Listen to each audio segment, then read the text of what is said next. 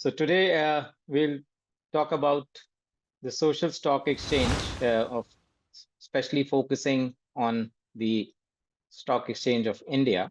So in terms of agenda, I'd like to cover the background, purpose. We'll look at how social stock exchange have been there globally. Then coming back to India experience, what is the eligibility criteria, the funding mechanisms available for the Indian entities, disclosure requirements, and of course, very importantly, the Q&As. I think in case anybody has any question during the session, please feel free to put that in the chat and we can then take it towards the end of the session. Let me start with the background. So back in 2020, United Nations estimated that India needs over $2.6 trillion to meet the SDG goal, which are again very, very critical for each one of us, I would say. And but it really needs Herculean efforts from both public and private sectors to meet that target. And as a visionary finance minister, our honorable finance minister announced that in the budget speech back in 1920 about the idea of social stock exchange under the ambit of SEBI. That's one of the critical thing here, and we'll see how. And the idea was to let the social enterprises and the voluntary organizations who are working for the social good to give them an opportunity and avenue to raise capital just like other entities, for-profit entities. So that was a revolutionary step initiated by our finance minister. The social stock exchange, just like any other stock exchange, is a electronic fundraising platform, but designed specifically for social enterprises. And but here, the key thing is the social enterprises can be both not for profit and for profit. The basic purpose, as we just saw, is to again look at how on the humanitarian side, how we can meet the growing investment demand, how to solve the fund crunch, and very importantly, provide transparency and accountability through synergies between the investor and investees. And another thing which often comes into play in terms of the philanthropy is, focus on performance and impact. So with these purposes in mind, this SSE concept was put in place here in India. Now let's look at the global landscape. So SSE started first in Brazil. It's almost two decades back, 2003, South Africa, Portugal, UK. So you can see India is now the 8th country to started the social stock exchange. Unfortunately, we also found that 4 out of them are already inactive. And some of the reasons are again limited awareness, challenges in measuring and standardizing the social impact, the regulatory complexities, and the operational sustainability. So Brazil, South Africa, Portugal, UK already inactive. So Canada, Singapore, Jamaica, and India, we have this. But how is India SSE different from all? So I think that is where I would say we have taken learnings from these stock exchanges, and some of the key USPs for the India Stock Exchange are listed here.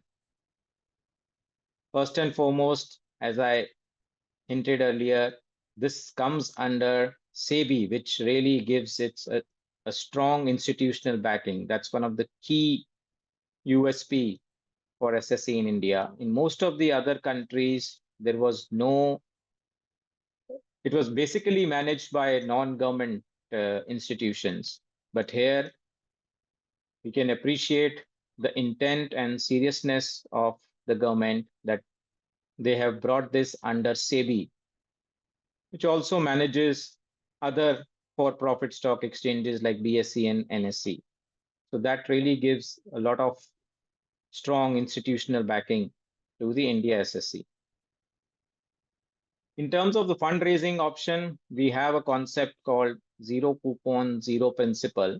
This was specifically tailored for the not-profit organizations, given that funding here cannot be for any specific rate of return. So zero coupon means that there is no fixed interest income to be earned by making this instrument. It's basically in the nature of a donation. So there is not going to be any return of the principal amount. There is not going to be any interest earned by the funder or the donor on the investment made in the voluntary organizations. Another key factor is that it accommodates both not-profit and for-profit enterprises, which again is very interesting here. And also, the idea is to standardize the reporting.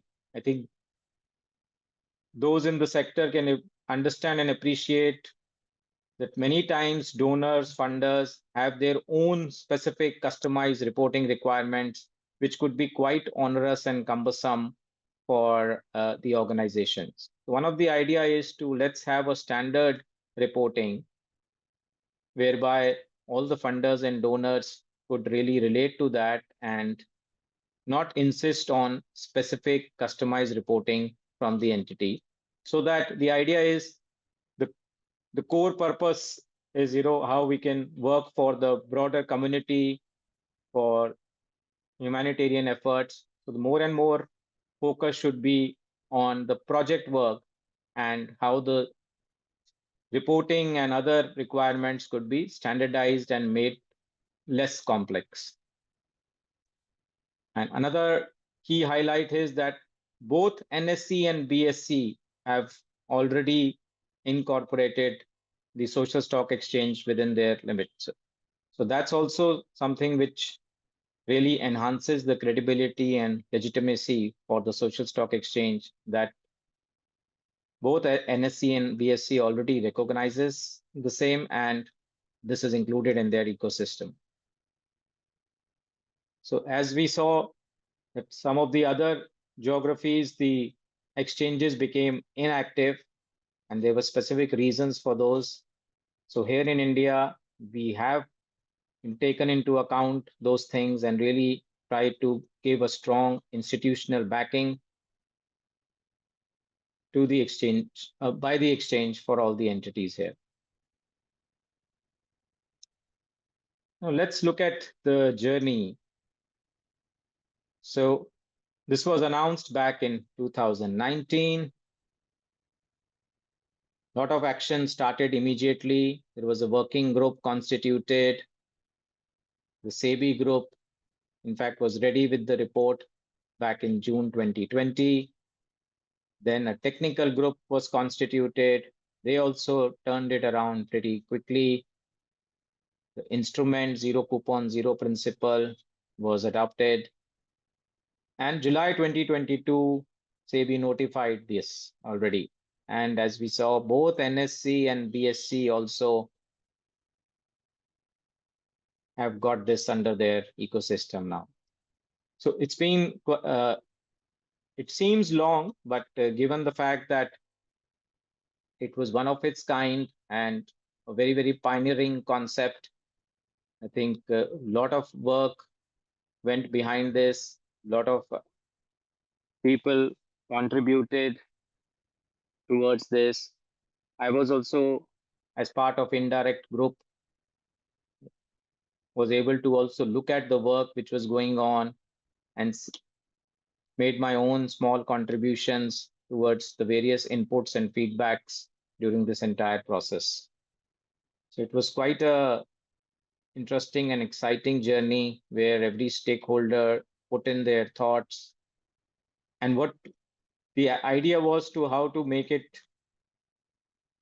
this path breaking, groundbreaking initiative operationalized sooner than later. I think in that way, it's been a fantastic journey.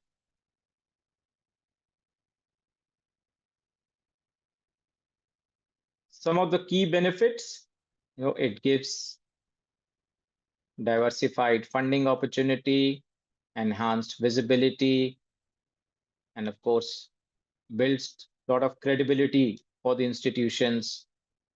If an institution is registered and listed on the stock exchange, it immediately provides huge credibility for the same.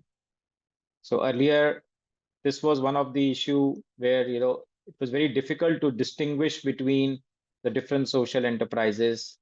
So again, this exchange provides that platform that once you fulfill the criteria and you are admitted, it immediately takes you to the next league.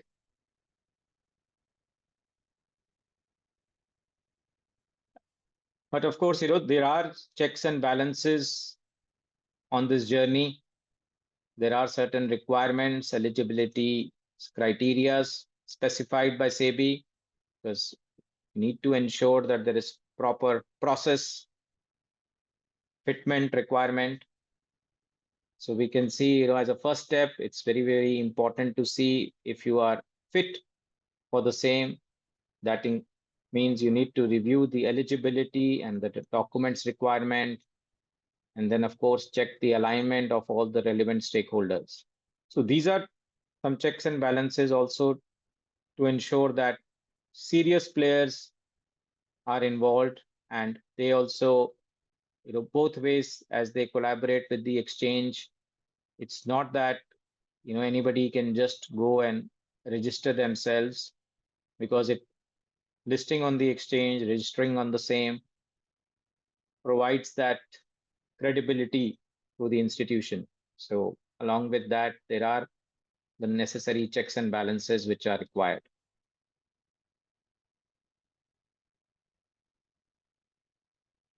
Now let's look at the framework here in India. So there are certain terms and conditions attached. As we saw, this is both for for-profit entities as well as for the not-for-profit sector.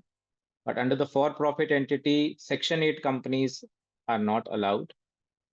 Similarly, the corporate foundations, political or religious organizations, professional trade associations, infra and housing company, except affordable housing, they are again ineligible for this. Under the NPOs, all charitable trusts, societies, Section 8 companies, and any other entity as specified by SEBI are all eligible to register themselves. But of course, the idea is social intention. So they need to be engaged in social activities. And so every step, as you can see, as these definitions evolved, it was very important to clarify what does that mean. So here, when we say social activities, it's saying means that at least 2/3, 67% is used for that, of their average income, expenditure, and the community base, the stakeholder should come from these set of activity. So this is basically to discourage other enterprises who could be doing just a small part of their work as charitable activity, while the large part could be just for profit. So the idea was to again keep them out of the ambit of social stock exchange and only include and only open up this for the charitable entities who are really doing good work on the ground. And that is why this criteria of 2/3 has been included. Further, there are specific activities, and it's a wide range of activities for which these entities could be working, whether it's for the welfare of the poor, health benefits, etc. So all these broad 17 activities have also been well defined, and the reference has been provided here. So only those entities which fulfill these criteria of 2/3 of their income, expenditure, and community, plus they fall within the 17 broad activities, are eligible here. Again, the idea was to ensure that only the serious players are there. So the corporate foundations and all were also excluded because they already have the backing of their parent corporates. So only those who really need support have been made as eligible entities.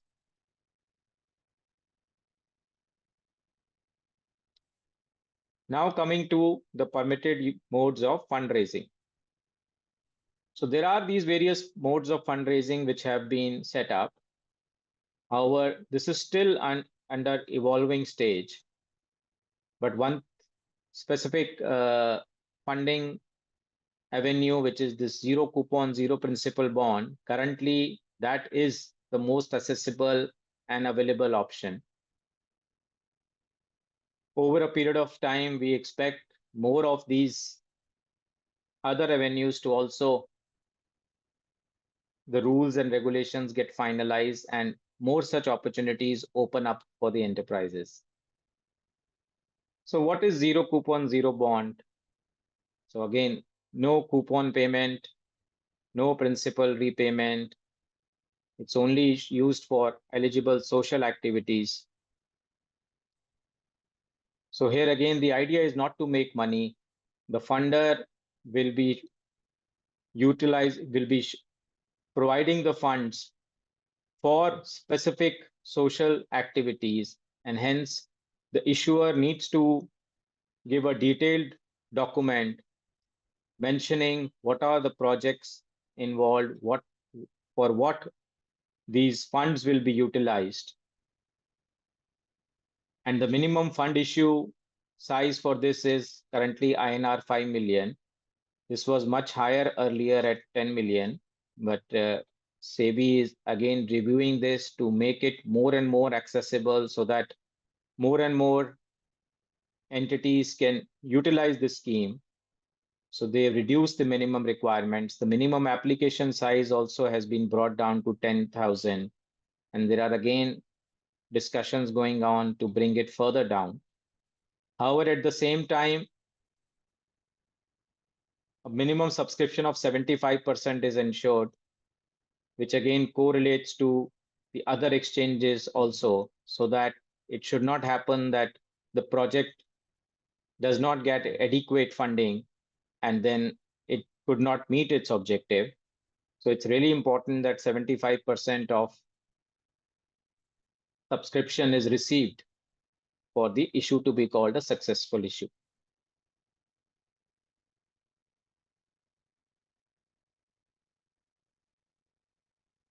I hope you are all finding this useful, and in case of any questions, please feel free to put them in the chat box.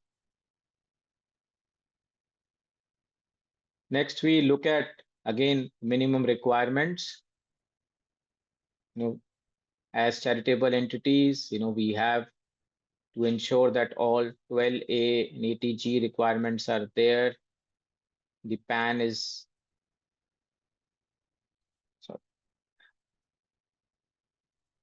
sorry, I'm just kidding. Yeah. The organization has a valid PAN number and minimum 3 years of operations are there. So again, just to ensure that all serious social enterprises get into this exchange, there is a minimum criteria of 3 years of operation, and the annual spending must be 50 lakhs or 5 million, and the funding in the past financial year should be 10 lakhs or 1 million. Those are some of the minimum requirements for NPO to really make them feasible enough to get themselves registered into the exchange.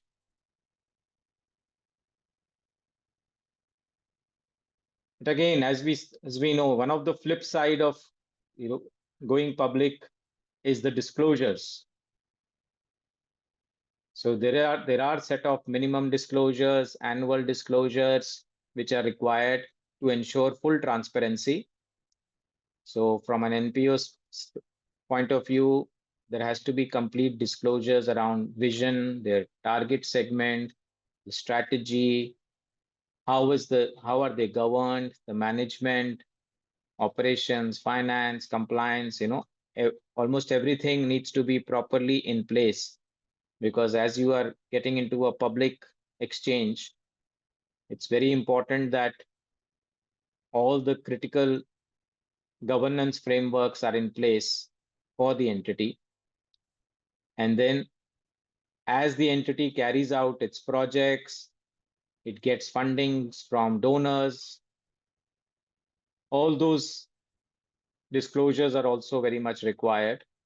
What are the key goals and activities? Sometimes they may feel onerous, but these are really required to ensure full transparency, and that is one good way to showcase the great work being done by the NPOs.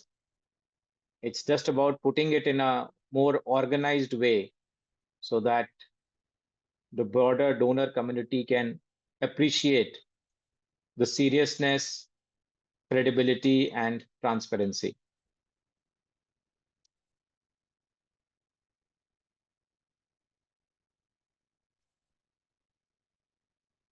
So these are some of the non-negotiable disclosures, and over a period of time, again, more things get added.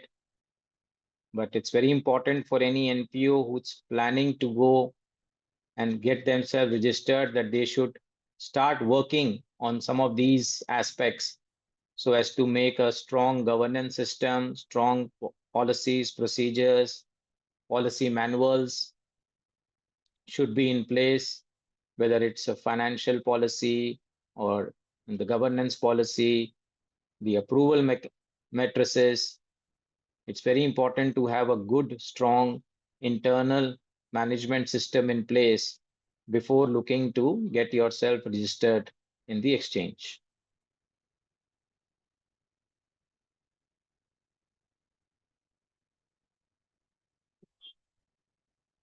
So again, as one looks to register themselves, audit is a natural part of all finance people's life. So social audit is also mandatory for all the entities listed on SSE.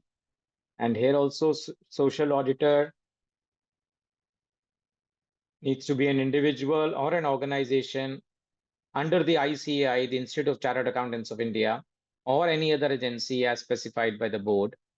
And also this additional requirement that they should have a certification program from the National Institute of Securities Market. So this is again to ensure that the auditor has a good blend of understanding of financial aspects as well as the social aspects. We see sometimes, or in the case of listed for-profit companies, usually the audit firms are the one under the CA law. But here, given the fact that it's a social audit, both financial as well as non-financial stuff is important. So that is why this is again one of its kind, where you need to ensure that the social impact aspect is also considered. Yeah, I don't know. You want me to download this file? Sorry, I just got that message. I thought it would be very interesting if you are able to, add some live. I just checked into the site you had, displayed here, and then this is the most recent March 2025 offer document. Okay. So have you if you believe it will help, then probably yes, you can download. Yeah. I have downloaded and posted in the chat. Okay. You want me to open that? Yeah.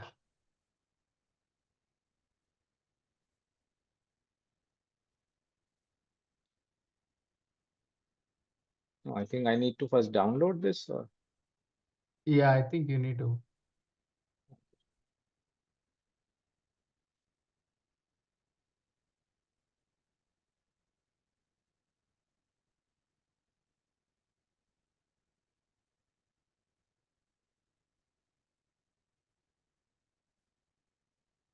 You're able to get it?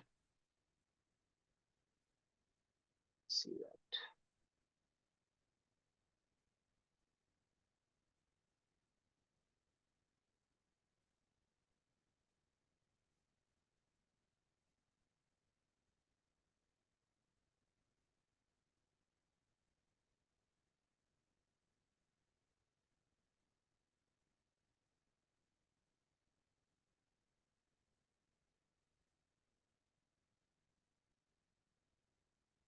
Shall I send it to you? Yeah.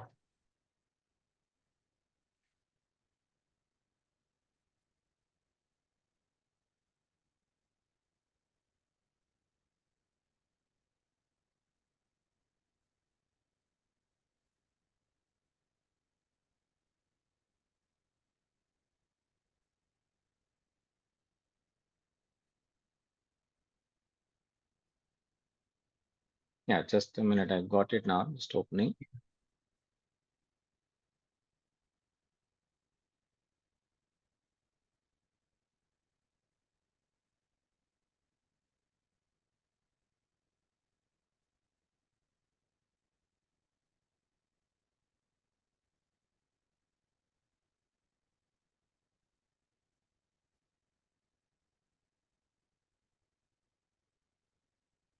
I hope it's visible. Yeah, it is visible. Probably you can relate it quickly, run through or something like that. Yeah. If it is, if Yeah, you feel so it we is can worth. see, it is a long document. Yeah, but I think this is well worth the exercise to really establish. So if you, as you can see, it currently this is the most accessible option, zero coupon, zero principal instrument. And this issue is of 5.6 crores.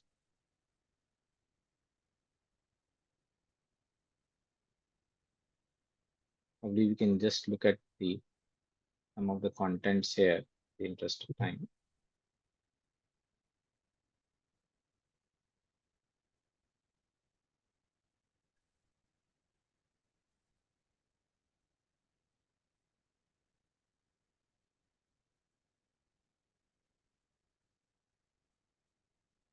So objects of the issue, about the company, business, as we Wow, saw, super. management, promoters. So there has to be Yeah, a complete disclosure.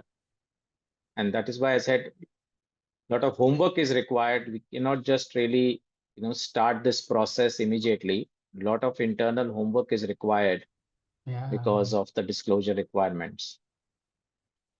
So this is how, SEBI is encouraging only the serious players who are really committed towards doing great work in the social sector to go forward with the listing.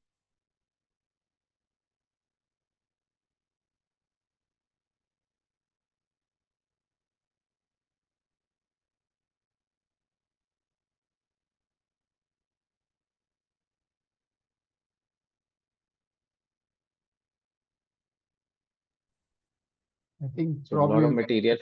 Yeah, yeah, you can continue with your presentation. I think yeah, that yeah, gives a bird's eye view. This is more detailed. I yeah. request all our friends, to download it and then go through it at leisure and then read it, dovetail it with the presentation, what Rohit is going to share, and probably view the recording also at leisure. Yeah. So, some of these things that, as we just saw, mentioned here, and it really translates into a good, solid document. Amazing.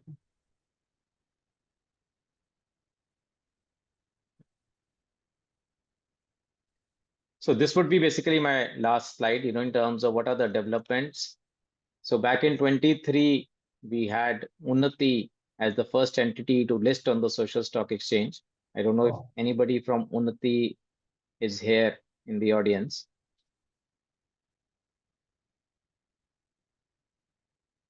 And again, given the seriousness of the government, this finds a place in the economic survey report also, where they Oh. mentioned that already 50 NPOs are registered on BSE and 50 more Wow. are registered on NSE. And in fact, another 10 to 15 are undergoing the diligence. And 9 NPOs had already raised an amount of 12.4 crores. And these projects are again social projects in education, livelihood, skill development. This is part of those 17 activities we saw, where only for entities who are engaged in those activities can aim to raise funds on the SSE. So at the same time, there have been, like for any exchange, we know that exchanges like Bombay Stock Exchange has been in operation for almost now 150 years, National Stock Exchange for over 30 years. The social stock exchange is still early days. A lot of government support has been there. But there have been some challenges also faced by the NPOs here, as we just saw for some of the smaller NPOs, the disclosure requirements could feel very onerous. So again, deliberations are going on continually to see how these things can be made simplified. Also, currently in India, this opportunity is only open for the domestic players. So we all know there is an FCRA requirement as well for the foreign funds. So that money cannot be used for raising funds through SSE. It is only the domestic funds. Great. Great. Also, currently the CSR funds are also excluded from the social stock exchange.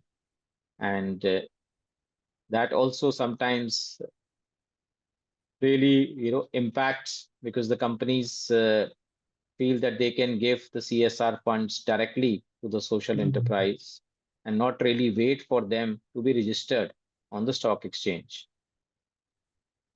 But again, I think SEBI is continuously working on seeing how they can make this more and more feasible and better for the social sector. But yeah, it is going to be a journey. As I said, it's still just less than 5 years for the stock exchange to be operational.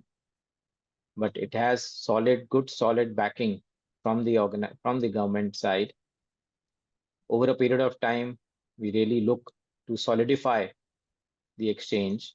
And as a result of this continual dialogue, deliberations happening, we are hopeful that more and more opportunities will come for the sector to be able to raise funds more easily on the exchange.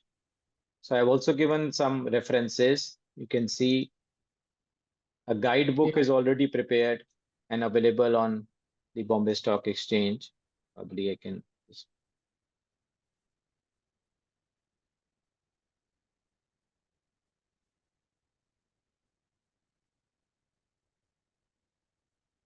I hope it is visible.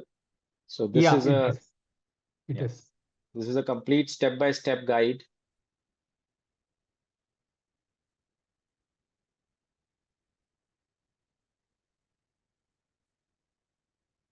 So it again talks about what are the documents requirements, how to complete the application form, create login IDs. So a lot of efforts are being made to encourage the social enterprises to come and get themselves registered.